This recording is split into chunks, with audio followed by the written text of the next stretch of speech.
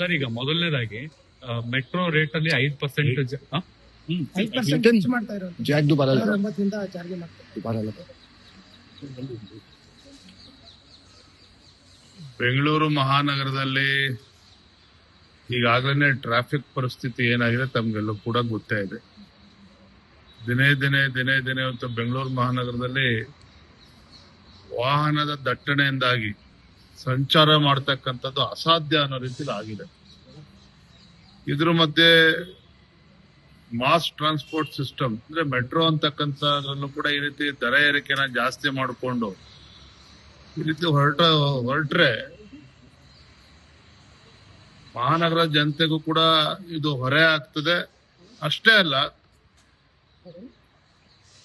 ಬೆಂಗಳೂರು ಪರಿಸ್ಥಿತಿ ಇನ್ನೂ ಕೂಡ ಬಿಗಡಾಯಿಸುತ್ತೆ.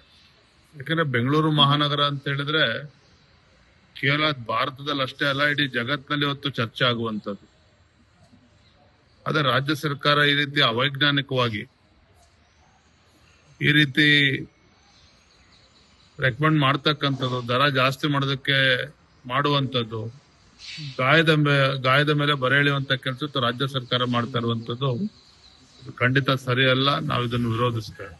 ಸರ್, ಈಗ ಬರೀ ನಿಮ್ದು ಬೋರ್ಡ್ ನಲ್ಲಿ ಯಾರಿರುವಂತದ್ದು, ಅಧಿಕಾರಿಗಳು ಬಿಟ್ಟರೆ ರಾಜ್ಯ ಸರ್ಕಾರವೇ ಇರುವಂತದ್ದು.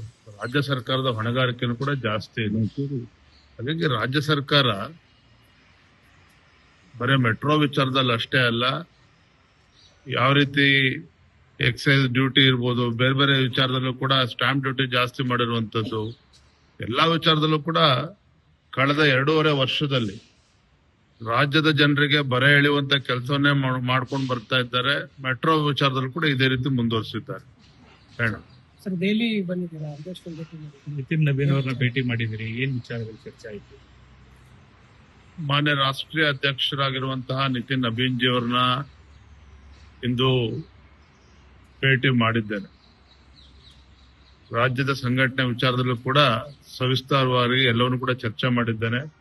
ಬಹಳ ಮುಖ್ಯವಾಗಿ 4 ಸ್ಥಾನಗಳಿಗೆ ವಿಧಾನ ಪರಿಷತ್ ಚುನಾವಣೆ, ಗ್ರಾಜ್ಯುಯೇಟ್ ಮತ್ತು ಟೀಚರ್ಸ್ ಕಾನ್ಸ್ಟಿಟ್ಯೂನ್ಸಿ, ಆ ಚುನಾವಣೆ ನಮ್ಮ ಅಭ್ಯರ್ಥಿಗಳ ಬಗ್ಗೆನೂ ಕೂಡ ಚರ್ಚೆ ಮಾಡಿದ್ದೇವೆ.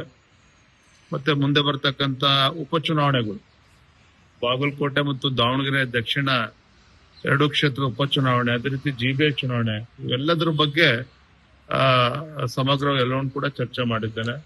ಮುಂದೆ ಯಾವ ನಿಟ್ಟಿನಲ್ಲಿ ನಾವು ಸಾಗಬೇಕು ಅವರ ಮಾರ್ಗದರ್ಶನ ಕೂಡ ನಾವು ಪಡ್ಕೊಂಡಿದ್ದೇನೆ. ಶಿವಲಿಂಗೇಗೌಡರು ನಿನ್ನೆ ಅವಾಚ್ಯ ಶಬ್ದಗಳನ್ನ ಬಳಕೆ ಮಾಡಿರುವಂತದ್ದು.